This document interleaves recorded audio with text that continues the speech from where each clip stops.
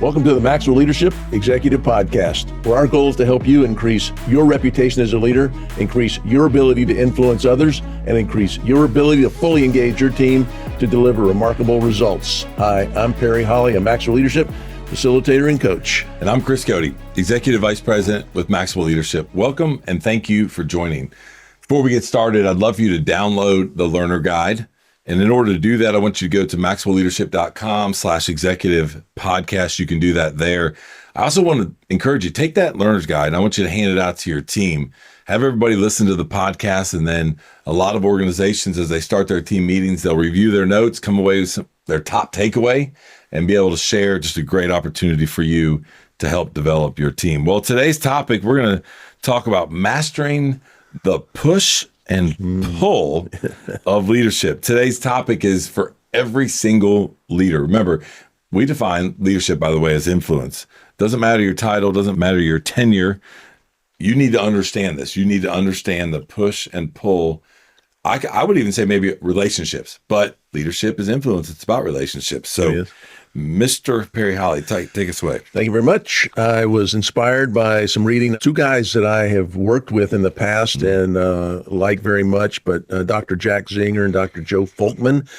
Joe has written a book, most recent book he's written called The Trifecta of Trust. So I was doing some work on adding some trust ideas, and I thought it was very good. But Dr. Folkman spoke about this push and pull. I've also heard John talk about the push and pull that's there. And it's funny, what Zinger and Folkman do is they do a 360-degree surveys of leaders. So when people are have an assessment about from people above them, beside them, and below them, and these are anonymous, they collect those, and they have hundreds of thousands of these. And then they're researchers. They parse this data, and then they write books about them. So if you find anything by Jack Zinger or Joe Folkman, you should get it. They're very good.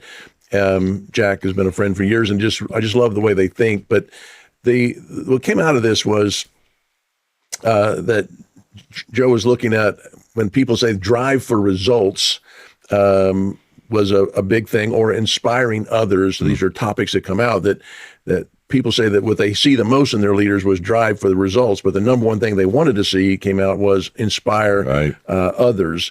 And what I've discovered, you may know this is too, in my own leadership style, I'm pretty good and pretty proficient at pushing others to. And when you think about pushing, it's really for driving performance, setting high standards, delivering results, those types of things. But the pull is inspiring, empowering, and connecting with people. Maybe in our world, you might say, I would love your opinion of this, is the push is level 3, the pull is level 2. 100%. Yeah, think that. But I wanted to talk about it. So how do we balance that and get better at that? What I love about this is it's directly in alignment with our 5 levels of leadership. Like, our content aligns directly with what he's saying here. And the other thing that's interesting is, I think this whole push and pull, if you can understand and learn the inspiring part of this, the pull side, I believe your people will actually move faster, produce more than what you could even push them to do, right?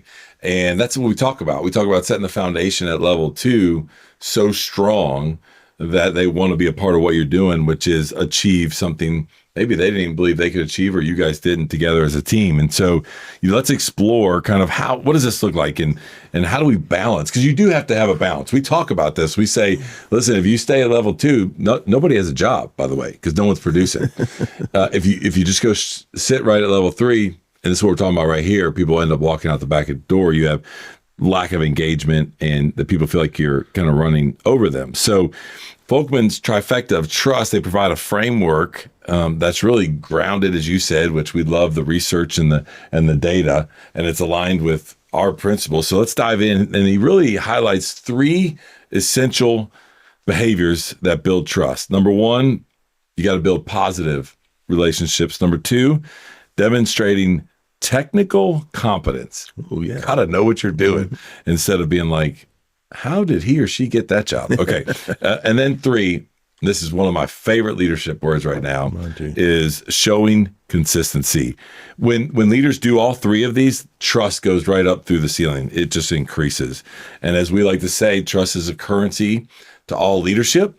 And so let's start with number 1. Let's start with positive relationship. And I think really the heart of the pull in leadership is this. You want to inspire people to follow you. They need to know that you care, that you want them to give you permission to influence and lead them. So huge. And I'm thinking, I know we did a podcast like the 360 now, so it's somewhere back in the 200s. I have no idea.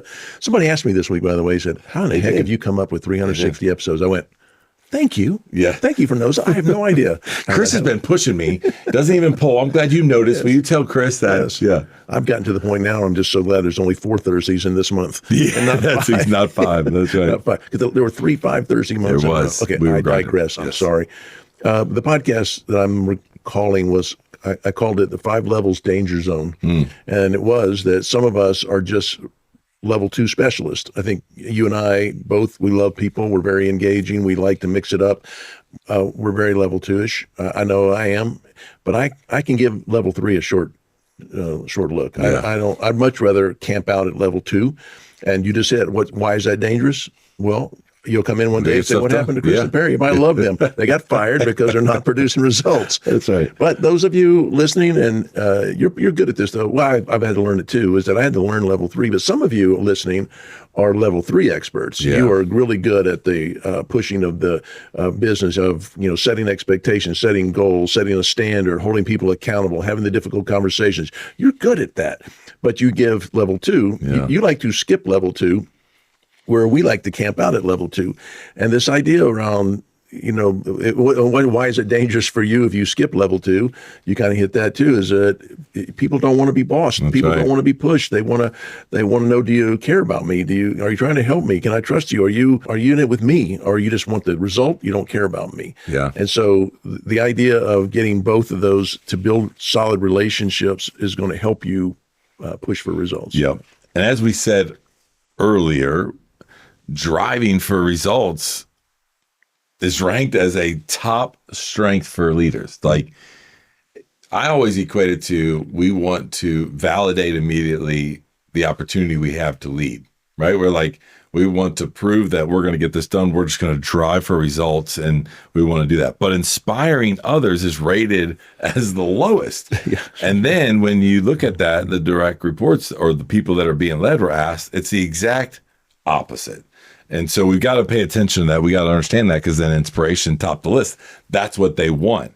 So this is especially important in our younger generation. We've done some work on leading multi-generational teams and some podcasts on this. And when you get to the millennials and the Gen Zs, they want that connection. They want that purpose, and they want to get results done. But it's not as important as the leaders probably think it is. And so they really want to make sure that you have that connection with them. They don't want you pushing them as much. You got to get some things done, but you're going to have to make sure you really pull them for inspiration. Yeah, they want purpose, and you're inspiring me. Yeah. There's something bigger here than me just coming to work every day. I'm doing something meaningful, Right. And that's inspiration. Let's go to the second one about. I thought this was interesting that it builds trust as technical competence and displaying you're good. I always ask when we're doing 5 levels, what's the more important, EQ or IQ? And most people will know that, EQ, but by how much?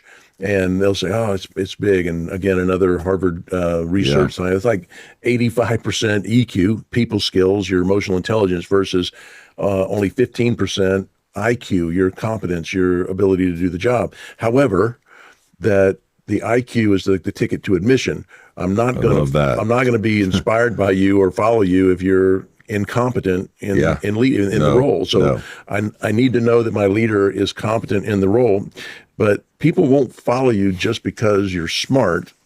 They follow you because they trust you and they know that you care about, which goes back to, do I have the solid relationship? It's okay for me to be smart, incredibly smart in my job and competent, but am I going out of my way to make sure I bring you along with me in that and show you that relationship side?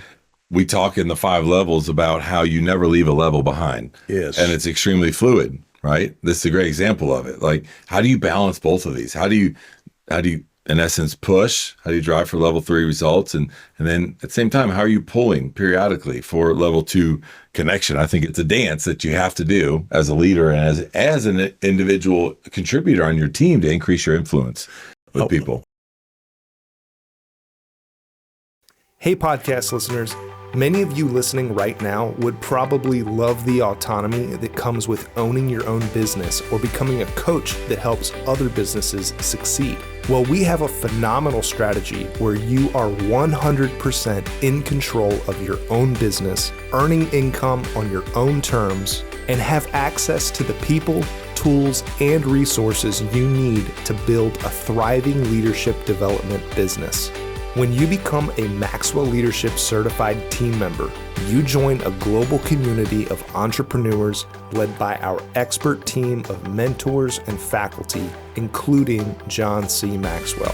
You'll also get one of the top leadership certifications in the world next to your name, giving you the boost you need to get started. Visit us online at maxwellleadership.com/join the team to find out more. I always think of the law of connection from the 21 Laws really affected me because it says that leaders must touch a heart before they ask for a hand. People like you and I that are level 2 specialists, we are touch the heart, touch the heart, touch the heart, touch the heart. We're not really good at asking for the hand. Those of you that are level 3 specialists, you're asked for the hand, ask for the hand, ask for the hand. You're not so good at touching the heart. Right. We both have to get better. Yes. And John would say you got to balance care and candor. If you're on that level 2 specialist, we're really good at care, not so good at candor. Right. But if you're level 3 specialist, you're really good at candor, not so good at care. And these are the type of things that go through my mind is saying, I know I'm touching the heart a lot, but I need to ask for the hand. Yeah. I know I'm doing a lot of care, but I need to be more candor. I've got to say tough things. I've got to have a difficult conversations. And once you start balancing these things, you know, I've got the push and the pull. I love you, but I'm going to challenge you. Right. You're valued, but I'm going to push you.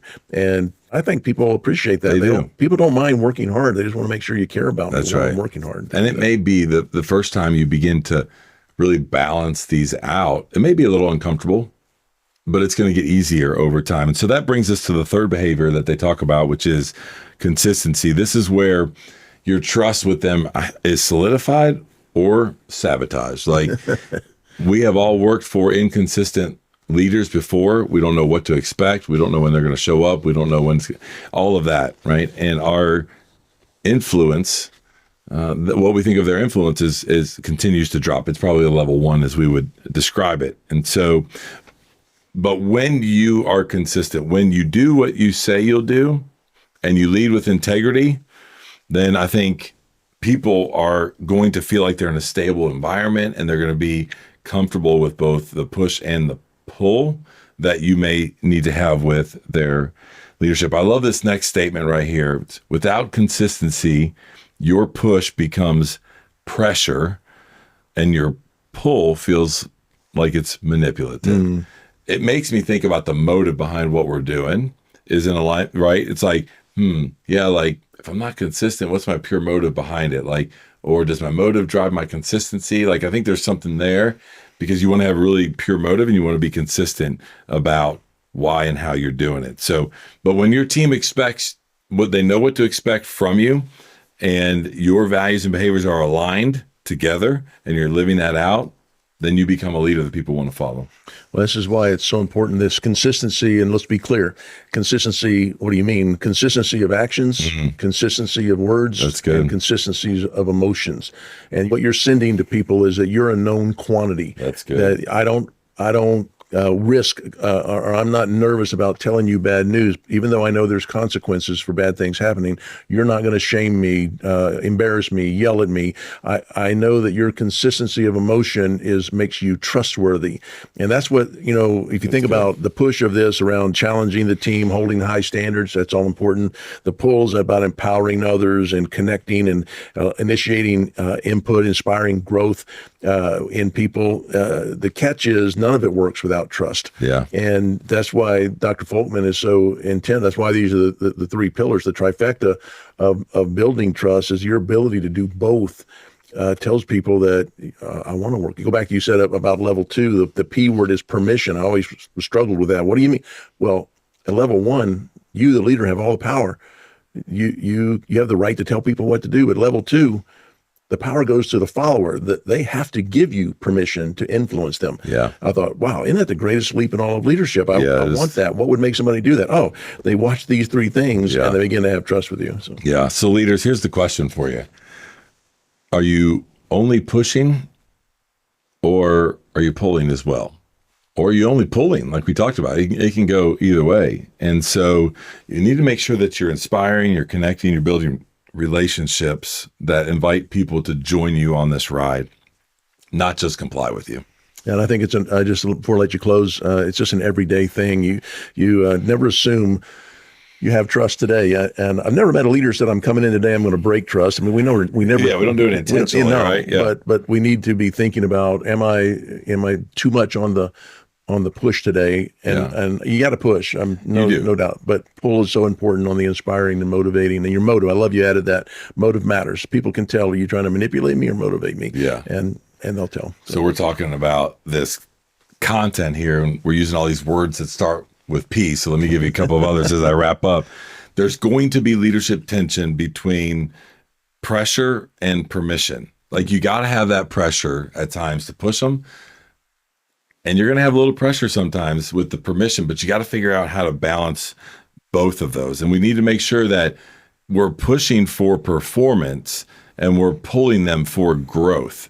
So if I could push someone for performance and they're going to grow, but if I could pull them and it be a growth pull, that growth is going to be exponential over the push growth, if that makes sense, if you think about that, right? So it's definitely a dance.